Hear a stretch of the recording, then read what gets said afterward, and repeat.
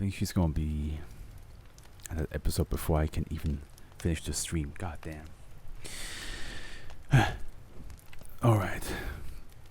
It's very hot today, which is ironic because by the time you see this, it's gonna be very cold. But man, it is pretty. It's like 33 degrees Celsius. Well, not now. Not right now, is it? Yeah, right now it's 26 degrees Celsius, which is still pretty hot for a night.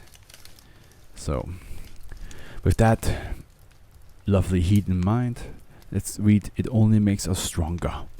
What doesn't kill you makes you stronger. Okay, there's a couple. Do I have to read that one? Probably not that important. And then there's the current agreement, which is okay. We don't have to read any of that. Good. Our first Kita, ladies and gentlemen. Our first Kita. We had 3 saves so far, and this is our first big boy. All instances of SCP-1583 are to be held in individual pressurized containment units located within Joint Containment Area 8. Each chamber is to be separated by a distance of 0.5 kilometers, and no instance of SCP-1583 should be brought closer than this distance. All chambers are filled with hydraulic pistons, preventing the SCP-1583 instances lids from opening. All instances of SCP-1583 must be held down with at least 14 MPa of pressure at all times. In the event that a containment breach event occurs within the area, the pressure being placed upon the containment of SCP-1583 instances must increase by 60% for each confirmed breach. And here we have a SCP-1583 archival photo, 4/12/1999. That shit's open. You better close it. The Global Cold Coalition Group of Interest will report any movement or activity from the containment areas they administrate to contain SCP-1583 instances. I hate that column because I always think there's somebody standing there, just like leaning in. If the possibility arises to seize an instance from one of the locations, should be acted upon immediately. Currently, the Foundation and GOC have containment instances of SCP-1583. The area found former Site 57 is to be artificially sealed via a poured concrete structure surrounding the former facility. Within this bunker, temperatures must exceed 500 degrees Celsius in order to prevent the spread of SCP-1583 entities. Heat emitters based around SCP-334 research have been constructed on site. A facility built around it has been staffed by Foundation personnel who are to communicate with GOC personnel on means of destroying the SCP-1583 entity. Description: SCP-1583 designates a collection of metallic barrels designed for use in supplying fallout shelters. In reproduced images, the exteriors feature the informational text originally printed on them. When viewed directly, the labels read: Note from Department of Defense. This device can be used in your shelter or other places of refugee to protect yourselves and your families from the horror of nuclear warfare. Yes, simply enter your family into the shelter of choice and open your container.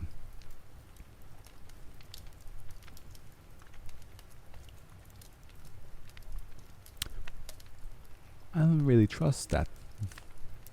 Something tells me I should not do that.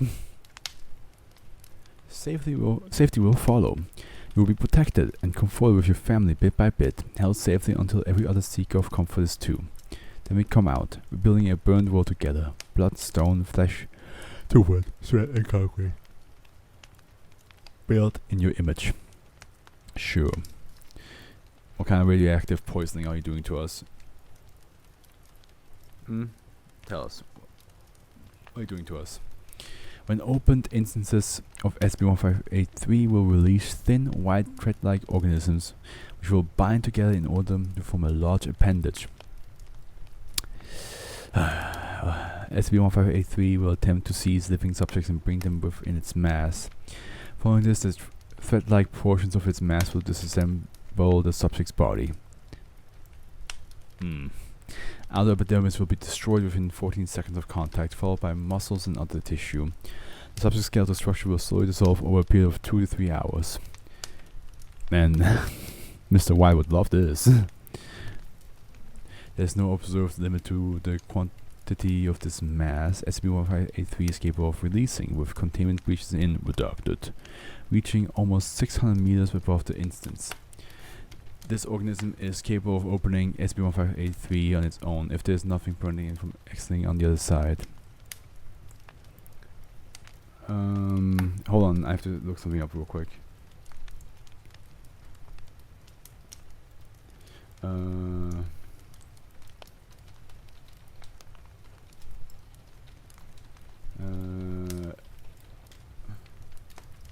Which one is that? 3, okay, 3, 6. I want your reaction to 3 and 6.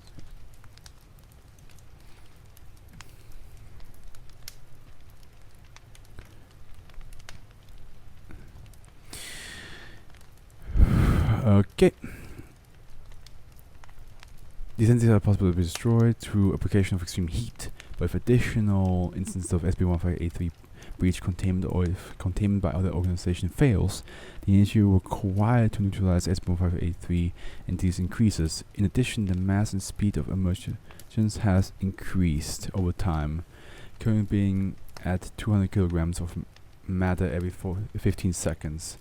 4 instances of SCP-1583 have been destroyed by the Foundation since initial containment. If an instance of SCP-1583 is opened, the pressure exerted by the organisms within all other SCP-1583 instances will increase proportionally, requiring additional pressure to prevent containment breaches. This new increase in force will be permanent, and no way of reducing or relieving it has been found. The destruction of emergent SCP-1583 entities has been found to have no effect on new forces produced by other instances of SCP-1583. SCP-1583 was recovered on the 9th, 19th, 1989 after an entity breach within the Reducted Group campus. Foundation agents were able to destroy the emergent entities and contain 20 instances of SCP-1583. During this time, stored instances of SCP-1583 suddenly increased in pressure and breached, causing the destruction of Site 57. SCP-1583 reclassified as keto.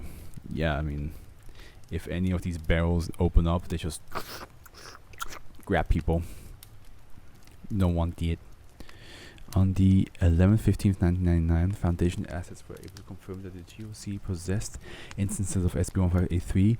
The GOC is believed to have breached one instance in a 1990 destruction attempt, which caused the initial Foundation reclassification. GOC personnel were contacted and the current joint containment procedures were negotiated, with the Köln Agreement established precedent for the joint containment of anomalies. Kind of surprising to see Cologne being written in German, Köln, because that's how I used to say it. And so when I heard that the English way to say Köln was Cologne, I was just like, can you just say Köln or Köln? Like that would. I know it sounds weird, but it would make a lot more sense to me, at least. Yeah, English. Change your whole entire language just for me, please. Addendum. Following the destruction of Site 57, Foundation and GOC research personnel were able to observe SCP-1583 entities interacting with one another and the area around them. Following the destruction, buildings and other structures were reconstructed from these mass. Several buildings which had been torn down or destroyed in the past 50 years were remade, such as the original barracks, greenhouse, and recreation areas.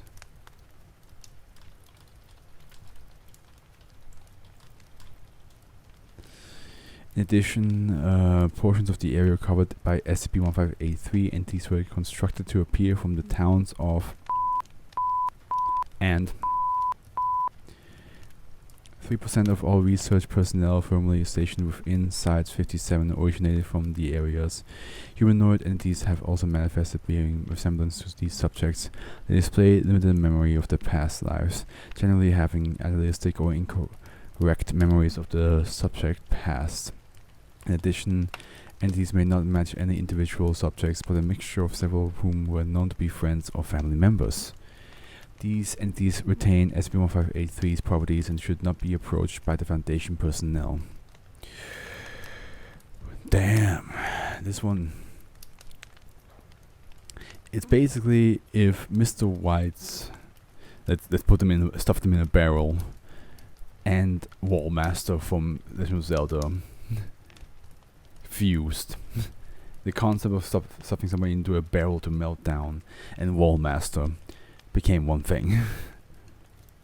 That's basically it.